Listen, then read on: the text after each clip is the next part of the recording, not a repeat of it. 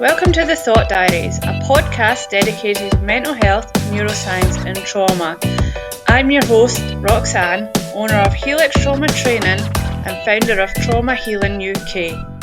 In the last episode of the Thought Diaries, I was joined by Willie Nicol from Contentment Life Coaching, and we got together to discuss stress management. This is part 2 of that episode, and in it we explore humour and mindset. We should maybe do a podcast next time on just telling really bad jokes and having that as our stress busting. Well, I'm not very good at telling jokes either. I do a passable impersonation of Billy Connolly and various other people. That must be quite easy for you though, Willie. You're not that far away. Well, I've got the... when I joined the police, I was sent to government police office. And many years later, there was a comedy of Ramsey Nesbitt. And it was based on the kind of Govan area, albeit it wasn't shot there, about the wine alley and the characters that were prevalent there, with Rab in his suit and his string vest and his bandages around his head. And people said to me, "Was that what it was like back in the day?" Well, I said, "Yeah, it was pretty damn close." Of some characters, and Scottish humour, I think, is very good. I mean, I like Jack and Victor. I like Chewing the Fat, and the two guys who do that are very clever. But one thing my wife used to say, when I was a stressed copper or a stressed businessman, and there's another comedy show, I don't know if you remember, Victor Meldrew. What is it called again? One Foot in the Grave. One Foot in the Grave. He was always moaning, right? He was always, "Oh, I don't believe it," right? So my wife used to say, you were either moaning about something or you were blowing your top. So you were a cross between Victor Meldrew and the Incredible Hulk. Right? And I tell people that, and as you did, you laugh. And while that's quite amusing, right, I thought that's not a very good way to be. Yeah. Moaning faced and bursting out your clothes all the time. If a client said, "How's that working for you?" Well, actually, not very well. Yeah. So it's something we have to look at. But we're back to the laughter thing and having a bit of fun. And although that might be quite difficult in these current situation, find your own way. Find your own way to have fun, to distract yourself, to get to get out of your head, if you like. Yeah. Get your head straight, but get out of your head, because you spend a lot of time inside your own head. Mm-hmm. And you alluded to it earlier that if something doesn't work, we beat ourselves up. Yeah. Right. Oh my God, I didn't make, what an idiot I've been. Mm-hmm. Right. That's rubbish. Everybody will think I'm a stupid person. Right? And I think I say to clients that come up just the other week there, we say things to ourselves inside our own heads that we'd never say to anyone else. Yeah. Right. We berate ourselves so badly that had you said that to your nearest and dearest, you'd probably get a slap around the ear. Yeah. Mm. So why are we so hard on ourselves, Roxanne? Why do you think that is? I think a lot of it's our upbringing, and a lot of it's shaped by those around us and those perceptions and that judgment. Because in my experience and my understanding of how my interest in terms of evolutionary psychology is we are relying on that community for safety as well. And I know we keep going back to the caveman times, but we needed that community. And if there's any judgment or any fear or growing up in that environment, we internalize it. We think there's something wrong with us. And my opinion, that's what I think, Willie, and it continues into adulthood, even though circumstances have changed. You might have a totally different take on it. No, I think we are kind of conditioned. From an early age. For example, your kid growing up, and your parents or your aunties and uncles say, children should be seen and not heard. Yeah. Only speak when you're spoken to. Always be respectful. And I heard that all the time growing up. Shut up, right? Not your turn to speak. And I did a presentation recently at an event where I talked about mindset. And growing up was obviously a very formative time. Yeah. And your mindset at that time is kind of conditioned or shaped by your parents. Yeah. And your family. So, for example, my wife still has a fear of spiders. Yeah. So my stepdaughter growing up saw that her mother was afraid of spiders and thought, well, spiders are scary, so I'll be the same. She's now Yeah. 25 and she's still scared of spiders. My mum and brother's the same, but it's wasps. Well, anything. I mean, yeah.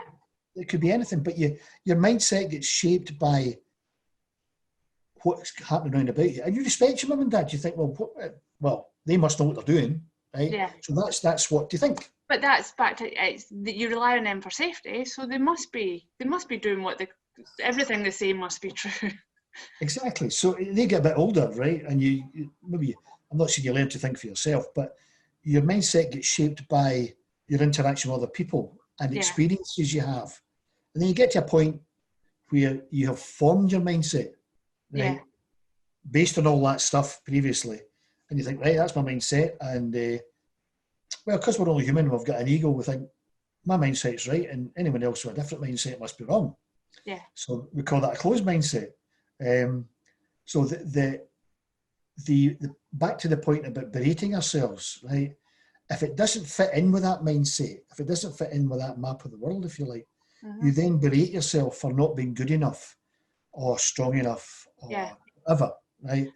And you kind of do yourself down, if you like. Because another thing, particularly in Scotland, is don't blow your own trumpet.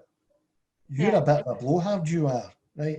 But that's the thing, Willie, is now we don't just have our communities, not just our parents and our immediate peers. Our community is the entire world, because we live in a society where you can access and you can have all this input and all this, you should be this and you shouldn't be that, and from everywhere, not just the 10 people around us. Very much so. I mean, I don't know very much about social media, Instagram and all that sort of stuff, where you're constantly bombarded with images of the perfect girl, the perfect boy, the perfect lifestyle, and so on and so forth. And whether it's conscious or unconscious, a pressure, well, I want to be like that, right? Yeah. And then everyone's unique and different. You can't be 5'8" tall if actually you're only 5 foot. Yeah. Never going to happen, right?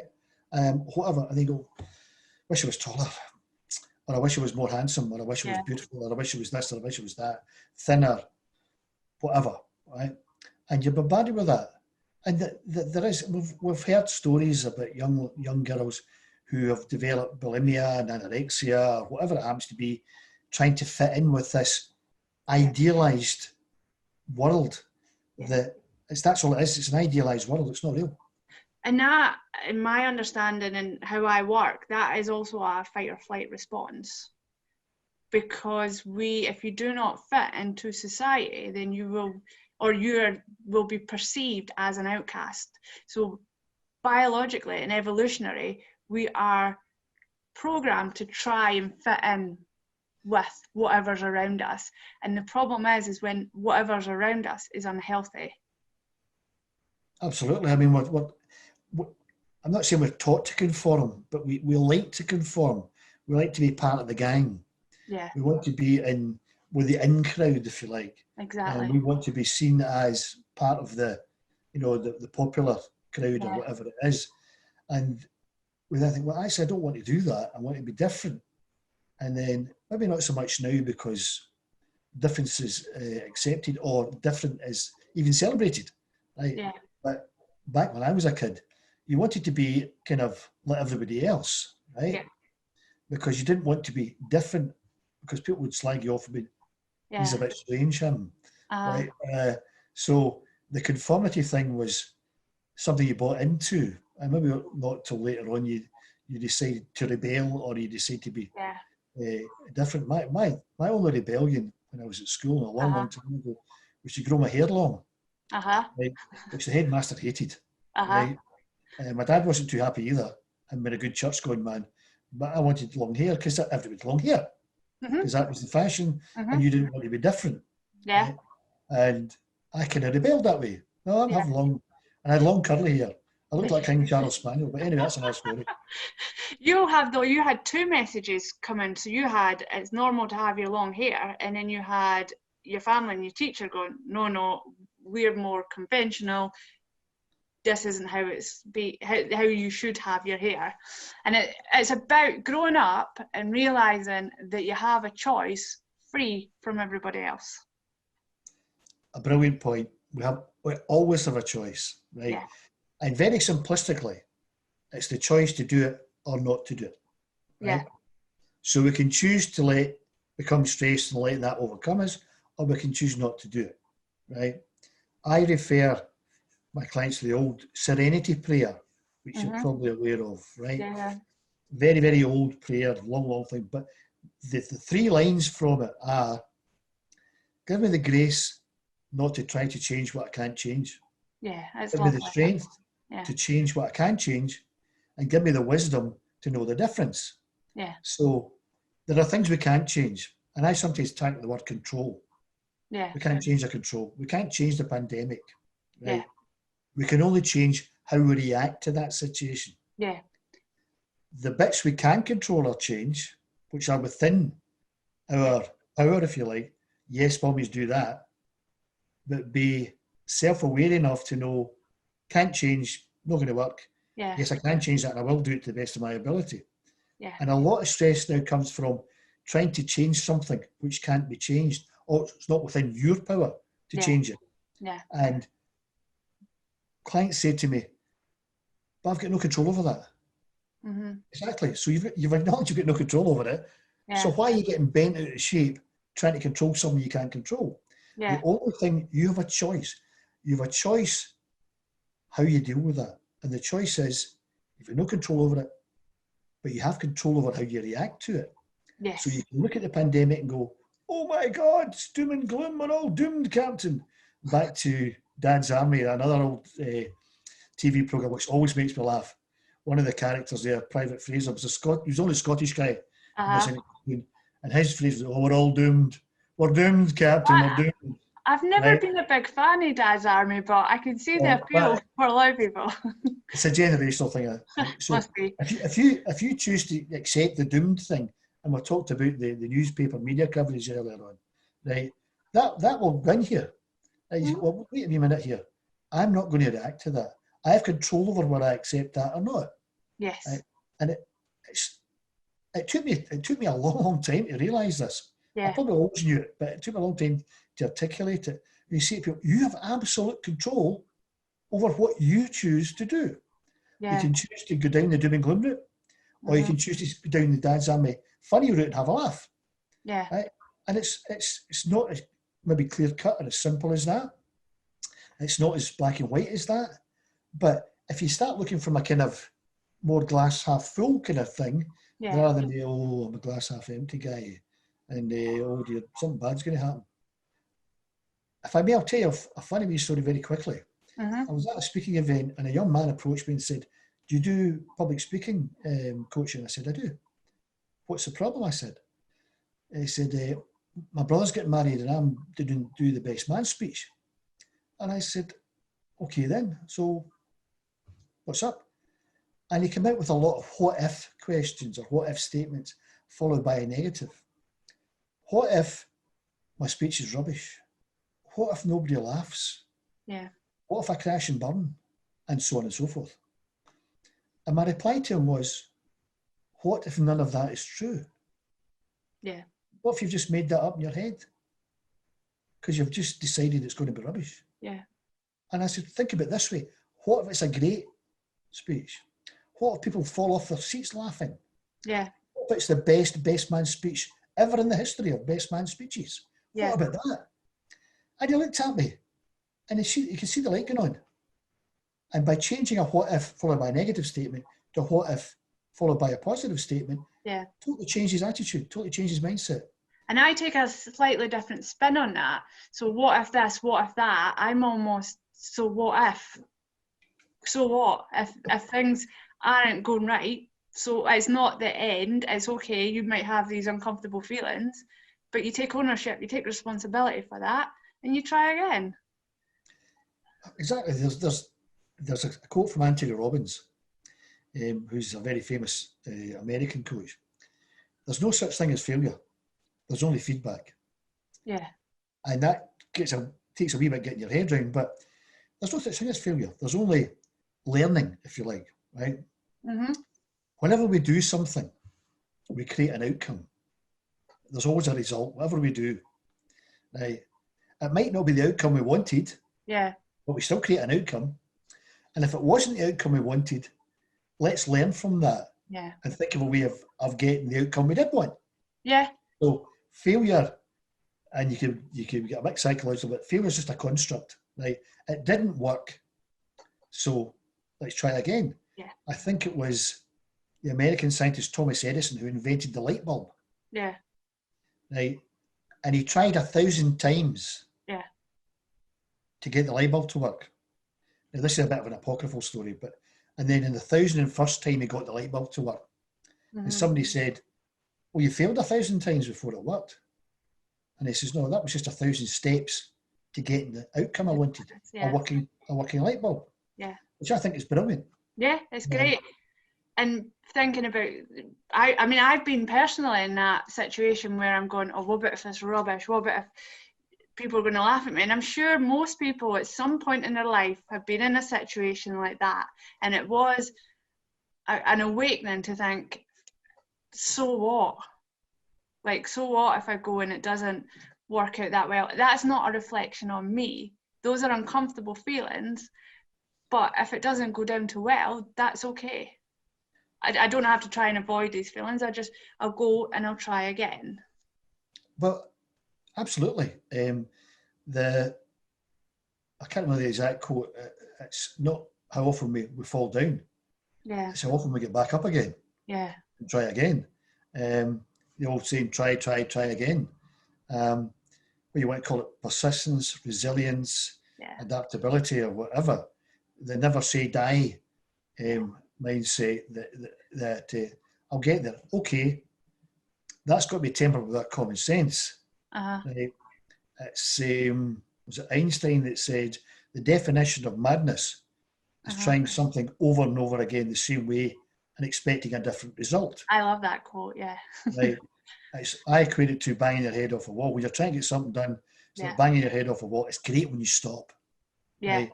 This is not working. My head's really sore. Can we think of another way of doing it? Right? And I have done it because I used to be a very persistent, stubborn individual, and I would make this work right reason or none. Yeah. And then 2 years later, when it wasn't working, eventually gave up and thought, fine. And I might actually went on Google and said, how do I fix this tap? And 10 minutes later, I fixed it, and I thought, you idiot, you should have done that in the first place. Yeah. And having beat myself up for being so stupid, that only created the circle.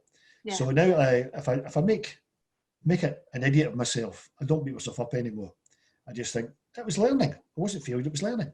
Yeah, and I think it's important for other people to have these conversations about, we've failed, we beat ourselves up, we do these things, but we've managed to get through it. Other people have managed to get through it, rather than thinking that everything's going to be all right and it's all going to work first time because it looks like everybody else has got their crap together, but it's not. We're all kind of struggling along, trying and doing what we can, and we're all in the same boat. And it's just recognizing that you're not alone and you're not the only one. Absolutely. I do a bit of business coaching. I'm not a business coach, but I do some business help, if you like. And they all say, how many successful businessmen never failed at something? Richard Branson, Steve Jobs, you name it, right? Apparently, Oprah Winfrey was on she gets fired from her first kind of journalist job. Yeah. Oprah Winfrey told she wasn't good enough. But she stuck at it, and dare I say, the woman's now one of the best known names of the planet, a multi-billionaire, right? Because she stuck at it. I think Richard Branson had many failed businesses, but he eventually decided, I'm keep going, and became a billionaire. Steve Jobs, any guy, any guy, gal, woman, man who's built a huge business, Mr. Dyson, exactly, has inevitably had some failures or something didn't work right, and they just picked themselves up, dusted themselves off, and kept at it and became very successful. And that's the trick, is don't beat yourself up. Yeah. Right? Get back on the horse and try again. Yeah. And that's a mindset thing. We're only human. Another thing I would say to people is we're only human. I keep saying that, right? So if it doesn't work, don't beat yourself up. Yeah. Right? If you made a mistake, who hasn't made a mistake? Yeah. Right? If something hasn't gone right for you, that's life. Yeah. Don't forget about it. I'd say getting stressed or worried or jumping up and down, stamping your feet, has that ever in the history of mankind made anything better? No. But it's funny when you're saying that, because I've done it so many times and it never has worked for me. Not once. No, but I learned that in my very first coaching course, right, when I'd been made redundant. I was going through a redundancy at the time, and that point was made. So you shouting and bawling and cursing and swearing and getting stressed and angry, is that going to help your redundancy? No. So is that useful? No. So why are you doing it then? And I thought, you know what? That's great. And then I beat myself up for being so stupid at doing it in the first place. Until eventually the coach trainer had to say, Willie, cut yourself a break, mate. You know what? That was one of the light bulb moments in that course, thinking, you know what? I don't need to do this anymore. Well, go do some gardening. Well, the sun's out. I'm okay. Well, we just end on that anyway. It was really good to talk to you. No, it's an absolute pleasure. I've thoroughly enjoyed it. The time's flown by. Yeah, and exactly. As you can probably tell, I do like to talk about, I do a bit of public speaking, and I do like to talk to my clients. Sometimes I bore them into submission and get rid of their stress. But it's been a delight, Roxanne. Thank you very much. That's all right. And I'll put both our details in the podcast section so that if anybody wants to get in touch, they can do.